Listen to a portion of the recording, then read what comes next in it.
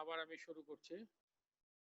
তো আমি বলছিলাম যে নিউরাল নেটওয়ার্ক যদি হয় তাহলে ডিসিশন বাউন্ডারিটা সে একটা লিনিয়ার অথবা নন লিনিয়ার ফাংশন দিয়ে সে ডিসিশন বাউন্ডারি তৈরি করে, তাই না? কালকে একটা স্লাইডের মধ্যে আমি লিখে দিয়েছিলাম না তিনটা।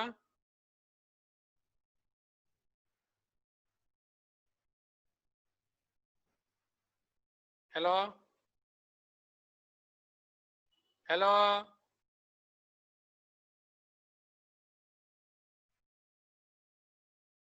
রুস্মিতা আমার কথা শোনা যাচ্ছে না?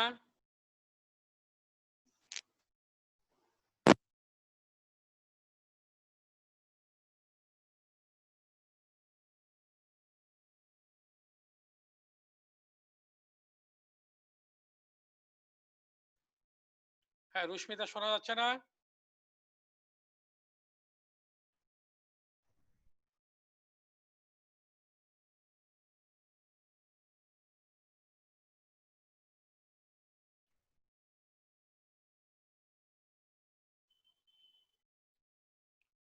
রুস্মিতা শুনতে পাচ্ছ? জি স্যার, শুনতে পাচ্ছি। আচ্ছা আমি বারবারই সরি একটু ডিসকানেক্ট হয়ে যাচ্ছি। তো আমি বলছিলাম যে গত ক্লাসে তুমি ছিলে না, গত ক্লাসে আমরা তিনটা ক্লাসিফায়ার কিভাবে ডিসিশন বাউন্ডারি তৈরি করে সেটা আমরা লিখে দিয়েছিলাম। আমরা বলেছিলাম যে ডিসিশন ট্রি হলে সে ডিসিশন বাউন্ডারি তৈরি করে ইফ দেন এলস রোলস এর মাধ্যমে। যদি ইয়া হয় আমাদের নেভ বায়াস ক্লাসিফায়ার হয় তাহলে সে বিভিন্ন প্রবাবিলিস্টিক ফর্মুলার মাধ্যমে সে ডিসিশন বাউন্ডারি তৈরি করে। আর নিউরাল নেটওয়ার্ক হলে সে লিনিয়ার অথবা নন লিনিয়ার ফাংশনের মাধ্যমে ডিসিশন বাউন্ডারিকে তৈরি করে। তো আমরা এখন দেখছি যে এই ডিসিশন বাউন্ডারি যেটা, এইটার আরেকটা নাম আমরা গত ক্লাসে বলেছিলাম যে এইটার নাম হচ্ছে ডিসক্রিমিনেন্ট ফাংশন। ডিসক্রিমিনেট মানে হচ্ছে আসলে যে পৃথক করতে পারে, আলাদা করতে পারে। যেই ফাংশনটা দিয়ে আমরা বিভিন্ন অবজেক্টকে আলাদা করতে পারবো সেটাকে ডিসক্রিমিনেন্ট ফাংশন বলবে। তো আমার এই যে হোয়াইট ব্যাকগ্রাউন্ডের ভিতরে একটা ছবি আছে, এটা কি দেখা যাচ্ছে? জি স্যার। জি স্যার, দেখা যাচ্ছে স্যার। আচ্ছা এইখানে আমরা একটা নিউরনের ছবি দেখাচ্ছি, যেটা আমার এই যে আমার কার্সরটা যে জায়গায়, এইখানে আমরা এই নিউরনটা কতগুলি ইনপুট পাবে দেখো, x1 থেকে xd পর্যন্ত। তাহলে কয়টা ইনপুট হয়?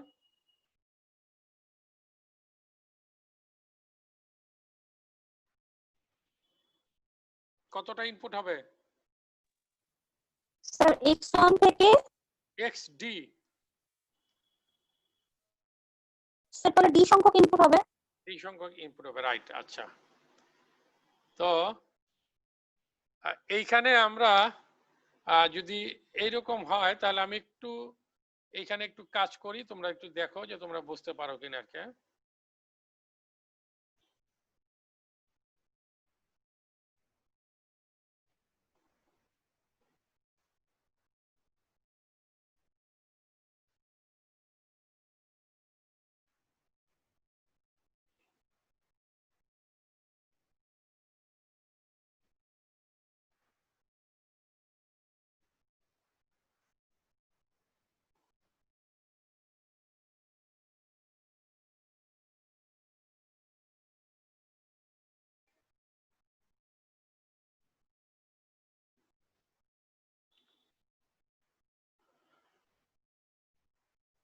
আমি যেটা লিখলাম এটাকে তোমরা দেখতে পাচ্ছ?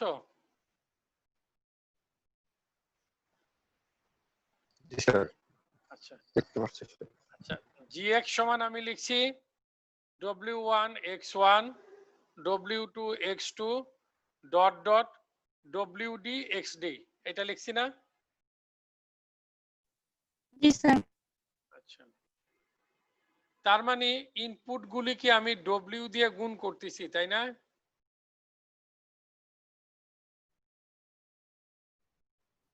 জি স্যার।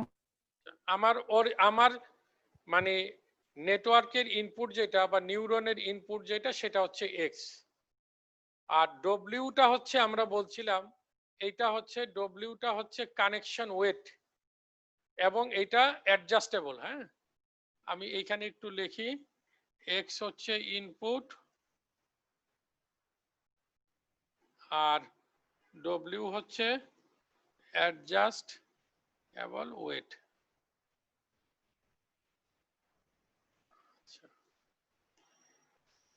আমি এইটাকে লিখছি, দেখো এইটাকে লিখছি যে আমি এইটার সমান হচ্ছে M x.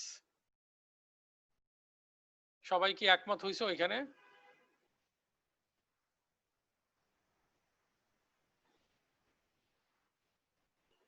x1 x2 x3 এগুলো যদি হয় তাহলে এটা একটা ভেক্টর হয়ে গেল না?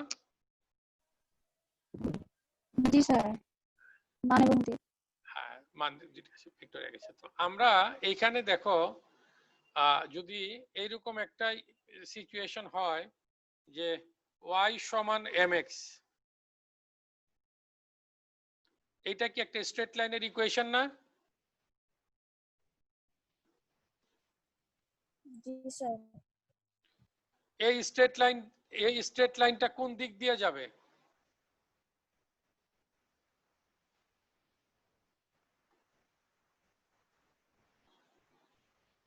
এই স্ট্রেট লাইনটা কি 0 0 পয়েন্ট দিয়ে যাবে? জি sir, y equal to mx টা 0 0 পয়েন্ট দিয়ে যাবে। কারণ এখানে c এর মান কত? 0। 0, তার মানে এইটা প্লাস 0 লিখতে পারবো, তাই না? জি স্যার। হ্যাঁ, আচ্ছা। তো এখন দেখো আমরা ডিসিশন বাউন্ডারিটা যদি শুধু 0 0 0 0 লাইন দিয়ে যায় তাহলে সেই ক্ষেত্রে আমি সব ধরনের সেপারেশন করতে পারবো?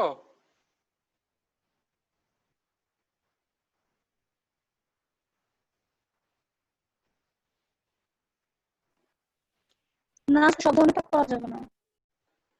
সব ধরনের করা যাবে, না স্যার। কিন্তু যদি সি এর ভ্যালু থাকতো, সি এর ভ্যালু স্যার 5, থ্রি এর ভ্যালু থাকলে স্যার করা যেত। সি এর ভ্যালু থাকলে করা যেত। তাহলে আমরা এই কারণে এইখানে মনে হয় আমরা একটু এইটাকে আমি একটু মুছে ফেলে আমি অরিজিনাল জায়গায় যাই, তারপরে আমি তোমাদেরকে জিনিসগুলি আর একটু চেষ্টা করি। একটু 1 মিনিট তোমরা ওয়েট করো। হ্যাঁ,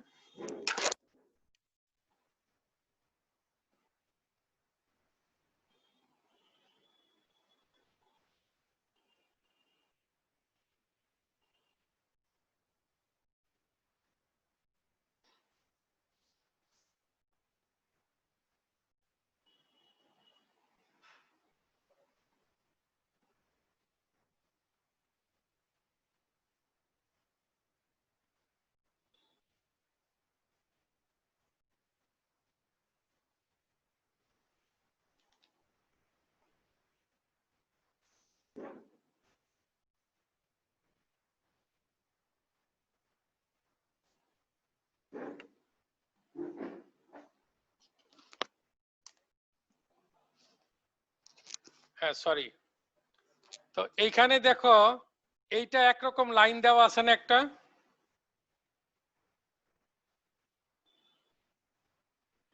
x1 এর সাথে ভিতরে সার্কেলটার ভিতরে একটা স্যার স্যার যে ব্যাক ডাবল লাইন এটা। হ্যাঁ, ডাবল লাইনটা, মোটা লাইনটা দেখা আছে না? জি স্যার। আচ্ছা,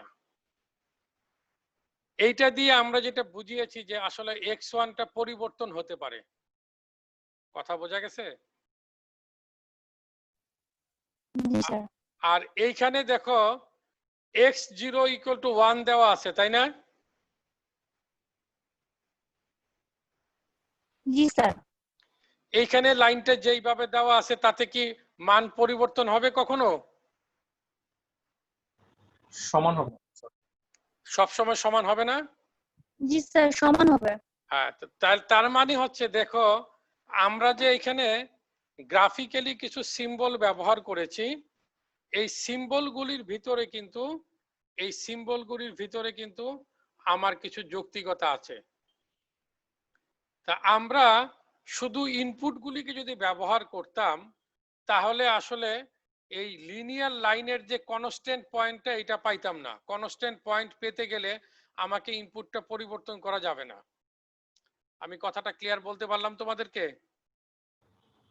স্যার এটা আবার বলে ভালো হয়। আমি বলেছিলাম y সমান mx প্লাস c। এই ইকুয়েশনের ভিতরে আমাদের একটা জায়গা থাকতে হবে যেখানে একটা কনস্ট্যান্ট মান থাকে, আর এইগুলি কিন্তু ভেরিয়েবল, m ও ভেরিয়েবল, x ও ভেরিয়েবল। কথা আমি বুঝাতে পারলাম? জি স্যার। আমাদের এইখানে যে আমার সিস্টেমের যে ইনপুট আছে x1 x2 x3 xd পর্যন্ত, এই ইনপুটগুলি আসলে ভ্যারি করতে পারে। সিস্টেমের ইনপুট চেঞ্জ হবে না, আমরা তো এই কথা বলতে পারবো না, বলতে পারবো?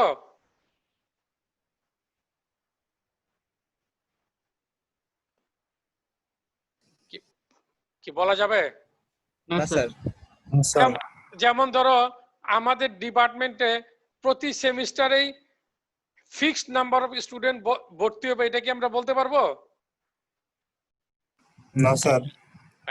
তার মানে সিস্টেমের ইনপুটটা পরিবর্তন হতে পারে, সেই জন্য এই পার্টটা আমরা পাবো কিন্তু সি এর পার্টটা আমরা পাবো না।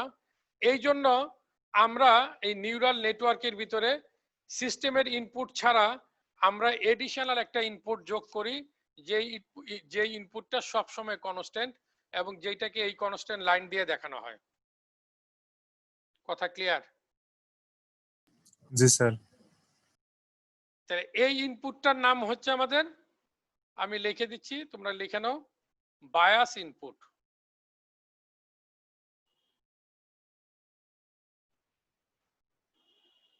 সবাই লেখছো?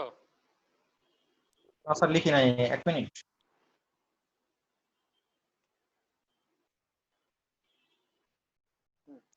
তাহলে x0টা হচ্ছে আমাদের, x0 is a bias input which is constant.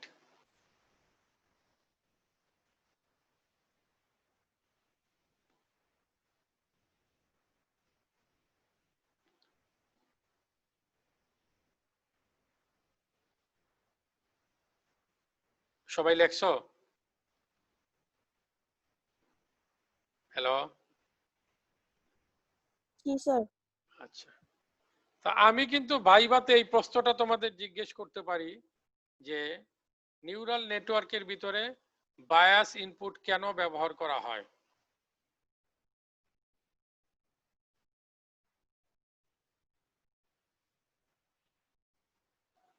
নিউরনের ভিতরে বা নিউরাল নেটওয়ার্কের ভিতরে বায়াস ইনপুট কেন ব্যবহার করা হয় এবং বায়াস ইনপুটের ধরনটা কি?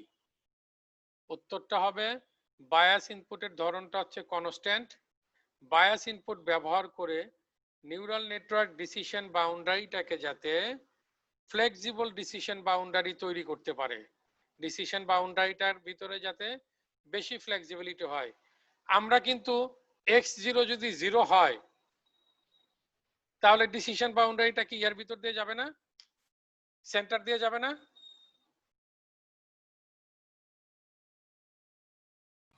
জি স্যার। আমি তোমাদেরকে আরেকটা স্লাইড, একটু আগের একটা স্লাইড তোমাদেরকে একটু দেখাই, তাহলে তোমাদের একটু বুঝতে পারতে হবে। আর হ্যালো হ্যাঁ বলো। স্যার, বায়াস ইনপুট কেন ব্যবহার করা হয় স্যার, আরেকবার বলবেন? আচ্ছা বলতেছি।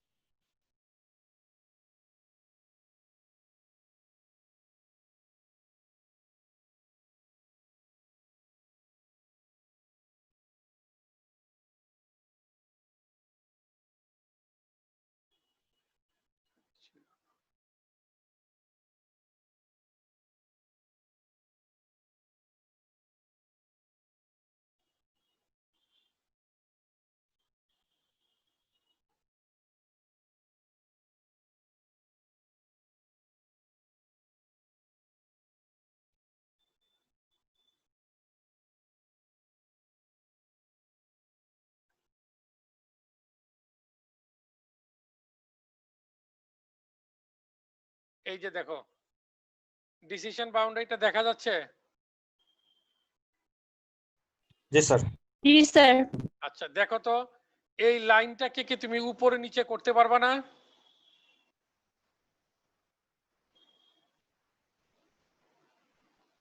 সি এর মান চেঞ্জ করলে এই লাইনের উপরে নিচে কি কমবে না, কমবে পারবে না? জি স্যার। আচ্ছা ইচ্ছা করলে সি এর মান যদি 0 হয় তাহলে এটা 0 0 বিন্দু দিয়েও তো যাইতে পারে, যাইতে পারে না? জি স্যার, যখন তখন মূল বিন্দুতে যাবে। হ্যাঁ, তার মানে হচ্ছে এই বায়াস ইনপুটটা যোগ করার কারণে আমরা এই ডিসিশন বাউন্ডারিটা আসলে অনেক বেশি রকমের ফ্লেক্সিবল একটা ডিসিশন বাউন্ডারি আমাদের তৈরি করা সম্ভব। মনে করো আমার এখানে এটা আমি চেঞ্জ করতে পারবো কিনা জানি না, এটা চেঞ্জ করার আসলে অপশন নাই এখানে। মনে করো এই ডিসিশন বাউন্ডারিটা 0 0 দিয়ে যাচ্ছে আর কোথাও চেঞ্জ হচ্ছে না, তাহলে বিষয়টা কি দাঁড়াবে? তুমি সব রকমের ডিসিশন বাউন্ডারি কি তৈরি করতে পারবা এখান থেকে?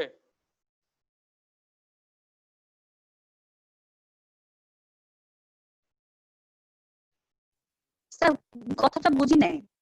আমি বলতেছি যে ডিসিশন বাউন্ডারিটা শুধু 0 0 পয়েন্ট দিয়ে যায়, তাহলে এইটা দিয়ে কিন্তু তুমি একটা নির্দিষ্ট ফ্যাশনের ডিসিশন বাউন্ডারি তৈরি করবা। 0 0 দিয়ে যেখানে যায় সেইখানে কি তুমি এরকম বাউন্ডারি পাবা যেটা এখন দেওয়া আছে? না স্যার, সেটা পাবো না। পাবো না। কিন্তু এইখানে তুমি সি এর মানটা 0 করলে তো তুমি 0 0 পাবা, পাবা না? জি স্যার। হ্যাঁ, তো এই জন্য আমরা বলতেছি যে বায়াস ইনপুট যোগ করার কারণে আমরা নিউরাল নেটওয়ার্ক যে ডিসিশন বাউন্ডারি তৈরি করবে সেই ডিসিশন বাউন্ডারিটার ফ্লেক্সিবিলিটিটা অনেক বেশি হবে, যেটা মোর প্র্যাকটিক্যাল হবে। কখনো কখনো আমাদের প্রয়োজন হইতে পারে যে আমার 0 0 পয়েন্ট দিয়ে ডিসিশন বাউন্ডারি তৈরি করতে হবে। কখনো কখনো প্রয়োজন হতে পারে যে এটা +3 দিয়ে যেতে হবে, কখনো কখনো এটা মনে হইতে পারে যেটা -3 দিয়ে যেতে হতে পারে। কথা ক্লিয়ার? জি স্যার।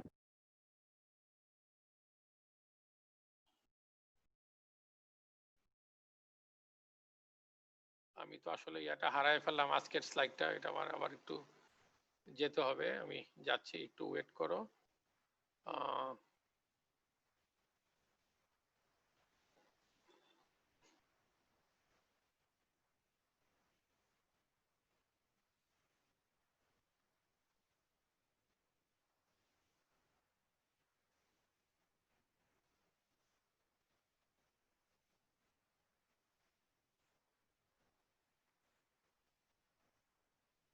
দেখো তো দেখা গেছে কিনা।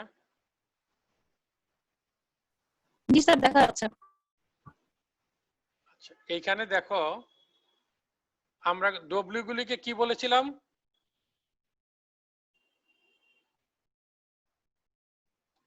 ডব্লিউ সমান কি বলেছিলাম? Adjustable weight. Connection weights. হ্যাঁ ঠিক আছে। এখানে বড় হাতের ডব্লিউ লেখা মানে হচ্ছে ম্যাট্রিক্স, ছোট হাতের ডব্লিউ লেখা মানে হচ্ছে একটা নির্দিষ্ট ডব্লিউ কে বোঝাচ্ছে, যেমন W0 একটা নির্দিষ্ট ডব্লিউ না?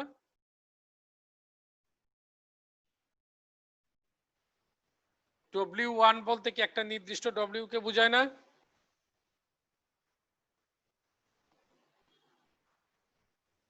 কি হলো?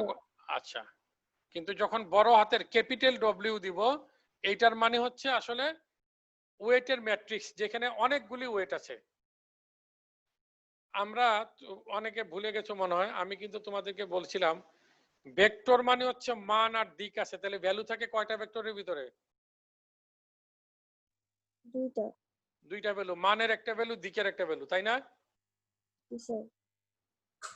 এই জন্য আমরা ফাংশনের ক্ষেত্রে যদি একটা ফাংশনের যদি মাল্টিপল ভ্যালু থাকে তাহলে সেটা ভেক্টর, যদি একটা ভ্যালু থাকে তাহলে সেটা ভেক্টর না। কথা বোঝা গেছে? তো যখন আমি একটা ডব্লিউ বলতেছি তখন এটা স্কেলার, কিন্তু যখন বলতেছি অনেকগুলি W, W0 W1 W2 W3 WN, তখন এই সবগুলি ডব্লিউ মিলে কিন্তু ডব্লিউর ভেক্টর হবে। আর ভেক্টরটাকে আমরা যে বইটা তোমাদেরকে রেফার করেছি বা কমনলি আমরা ভেক্টর যদি হয় বা ম্যাট্রিক্স যদি হয়, সেই ক্ষেত্রে আমরা এইটাকে আসলে ক্যাপিটাল লেটার দিয়ে প্রকাশ করি। কথা ক্লিয়ার?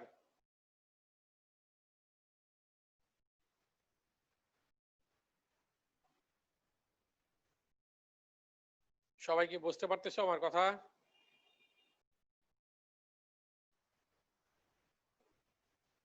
সবাই বুঝতে পারছো? হ্যালো? জি স্যার। ওকে।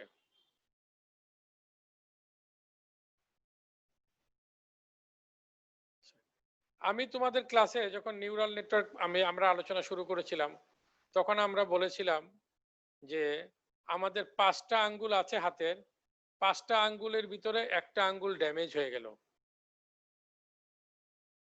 তাহলে ওই আঙ্গুল থেকে তো তুমি কোনো কাজ পাবা না, পাবা?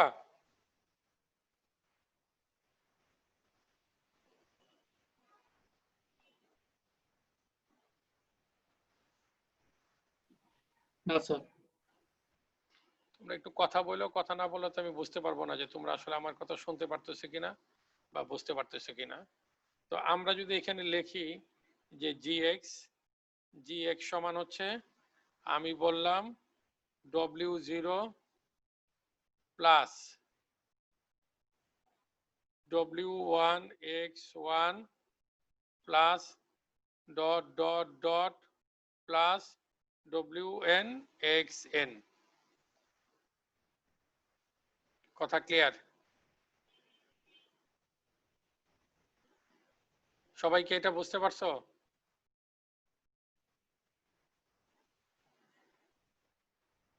x0 এর মান যেহেতু 1, সেই জন্য x0টাকে আমি লিখলাম না, কোনো অসুবিধা আছে?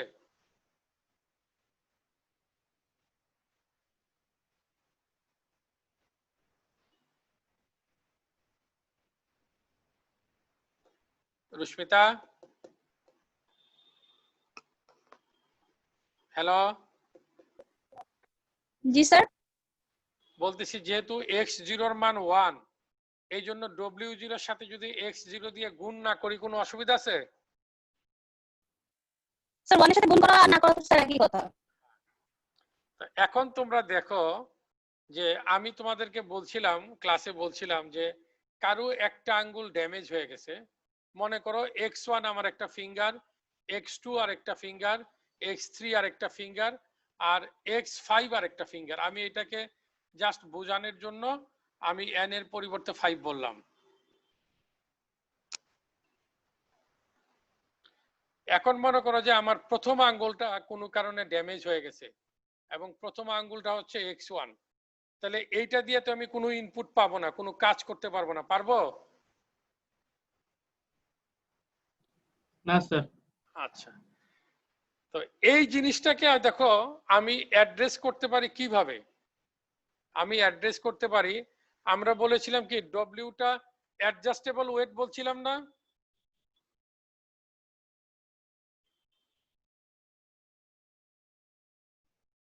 জি স্যার।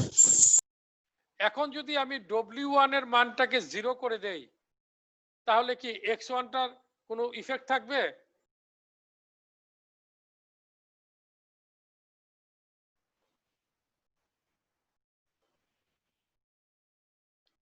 আমার gx এর ভিতরে আউটপুটের ভিতরে x1 এর কোনো ইফেক্ট থাকবে যদি w1টাকে আমি 0 করি?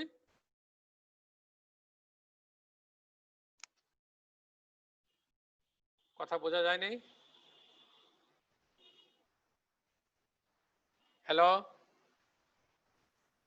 আমি যদি ওটাকে 0 করে দিই তাহলে তো আর W1 টা থাকবে না।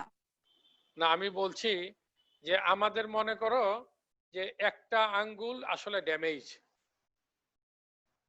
তো ওই আঙ্গুলটাকে আমি রিপ্রেজেন্ট করতেছি x1 দিয়ে।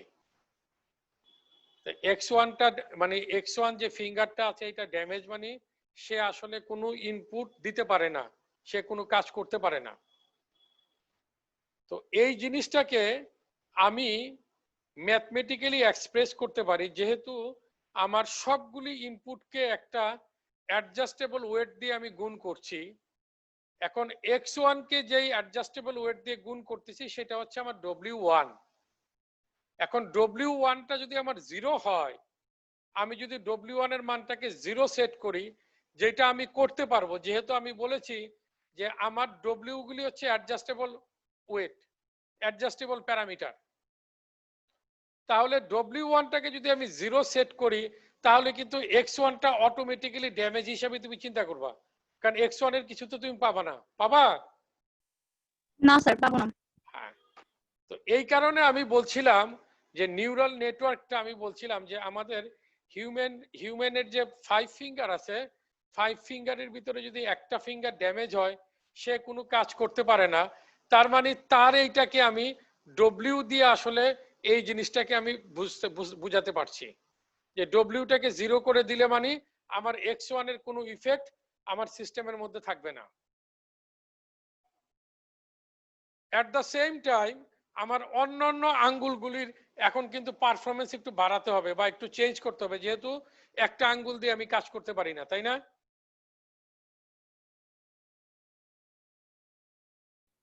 জি স্যার। তো সেই পরিবর্তনটা আমরা কি দিয়ে রিপ্রেজেন্ট করতে পারবো? সেই পরিবর্তনটা আমরা রিপ্রেজেন্ট করতে পারবো যদি W2 এর মানটা আমি চেঞ্জ করে দেই, W3 এর মানটা চেঞ্জ করে দেই, W4 এর মান চেঞ্জ করে দেই, W5 এর মান চেঞ্জ করে দেই, তাহলে আসলে বাকি 4টা ফিঙ্গার যে আছে তাদের ইফেক্ট কিন্তু চেঞ্জ হবে। কথা বুঝাতে পারলাম? জি স্যার। তাহলে এই নিউরাল নেটওয়ার্কের ভিতরে যেই অ্যালগোরিদমগুলি আমরা আলোচনা করব, এই অ্যালগোরিদমের মেইন কাজই হবে আসলে এই ডব্লিউ গুলির ভ্যালু কিভাবে আমি অ্যাসাইন করব এইটা বের করা। কথা বোঝা গেছে?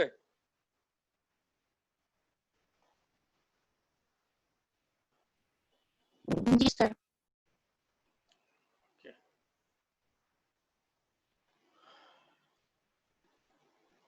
তাহলে আমি আজকে আসলে এইটা আমাদের একটা ইয়ে ছিল, আলোচনার বিষয়বস্তু ছিল।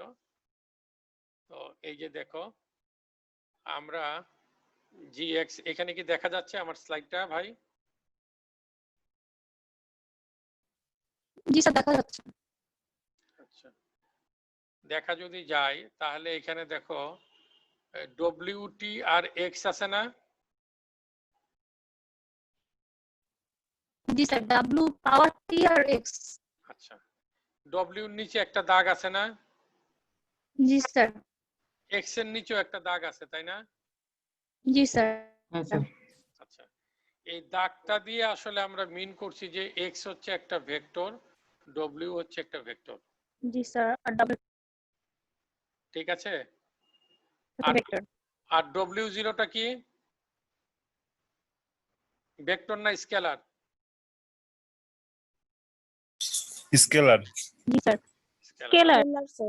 আচ্ছা, আমরা কিন্তু একটা ভেক্টরের ভিতরে অনেকগুলি ভ্যালু থাকে না?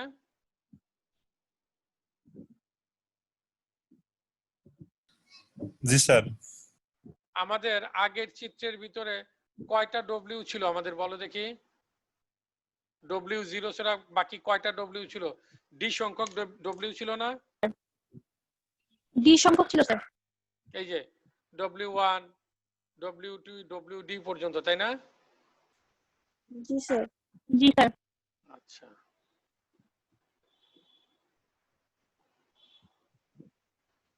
তাহলে এখন দেখো দুইটা ম্যাট্রিক্সকে যখন পাশাপাশি আমরা লিখি, এইটার মানে হচ্ছে দুইটা ম্যাট্রিক্সের গুণ, আসলে বুঝতে পারছো? তো ম্যাট্রিক্সে গুণ করার জন্য কিন্তু একটা শর্ত আছে, একটা ম্যাট্রিক্সের রো আর একটা ম্যাট্রিক্সের কলাম সমান না হলে গুণ করা যায় না। এটা কি সবাই জানো? জি স্যার। তো এই জন্য ম্যাট্রিক্সে যখন গুণ করতে হয় তখন দুইটা ম্যাট্রিক্সকে পাশাপাশি লিখলে তুমি ম্যাট্রিক্সের গুণ বোঝা যায়। এবং কারেক্ট ম্যাথমেটিক্স হচ্ছে একটা ম্যাট্রিক্সের উপরে তোমার ট্রান্সপোজ দিতে হবে। ট্রান্সপোজ মানে হচ্ছে টি, বুঝতে পারছো? ট্রান্সপোজ ম্যাট্রিক্সে ট্রান্সপোজ ম্যাট্রিক্স পড়ছো না? জি স্যার। হ্যাঁ, তো যখনই তুমি দুইটা ম্যাট্রিক্সকে পাশাপাশি রাখবা তার মানে হচ্ছে এই দুইটা ম্যাট্রিক্সের ভিতরে গুণ হবে এবং এই গুণটাকে প্রকাশ করার জন্য ট্রান্সপোজ দিতে হয়। এই জন্য যেহেতু ডব্লিউ একটা ম্যাট্রিক্স, এক্স একটা ম্যাট্রিক্স অথবা ভেক্টর, তুমি যাই বলো না কেন, ভেক্টরকে ম্যাট্রিক্স আকারে প্রকাশ করা যাবে। আর ম্যাট্রিক্সটা আসলে একটা ভেক্টর, যেহেতু ম্যাট্রিক্সের ভিতরে অনেকগুলি মান থাকে। ওকে, তো এই দুইটা ম্যাট্রিক্সকে যেহেতু পাশাপাশি লিখছি, আমি গুণ আকারে লিখছি, তো সুতরাং একটার উপর আরেকটা ট্রান্সপোজ দেওয়া হইল। তোমাদের সবার মনে হয় মনে আছে, আমরা বলছিলাম ডিসিশন বাউন্ডারির এক পাশে থাকলে গ্রেটার দেন 0, আরেক পাশে থাকলে লেস দেন 0, আর ডিসিশন বাউন্ডারির উপরে থাকলে এটা সমান 0। মনে আছে? জি স্যার। তো এখন gx সমান 0 মানে এটা ডিসিশন বাউন্ডারির উপরে, gx গ্রেটার দেন 0 মানে এটা ডিসিশন বাউন্ডারির এক পাশে, gx লেস দেন 0 মানে এটা ডিসিশন বাউন্ডারির আরেক পাশে। কথা ক্লিয়ার? জি স্যার। তা আমরা এই জিনিসটাকে একটা সারফেস আকারে দেখাইছি। দেখো, gx সমান 0 মানে হচ্ছে এই ডিসিশন সারফেসের উপরে, gx গ্রেটার দেন 0 মানে হচ্ছে এই জায়গাতে, gx লেস দেন 0 মানে হচ্ছে ডিসিশন সারফেসের এই জায়গাতে। তো আজকে আমি আসলে এই জায়গাতে একটু শেষ করব। তো এই যে এখানে এটার একটা গ্রাফিক্যাল প্রেজেন্টেশন দেখানো আছে। দেখো, এই যে হচ্ছে আমাদের ডিসিশন বাউন্ডারিতে যে লাইন দেখা যাচ্ছে, ডিসিশন বাউন্ডারিটাকে আমি প্রকাশ করছি gx দিয়ে। gx সমান 0 হইলে এই ডিসিশন লাইনের উপরে, gx গ্রেটার দেন 0 হইলে হয়তো এই পাশে, gx লেস দেন 0 হইলে হয়তো এই পাশে।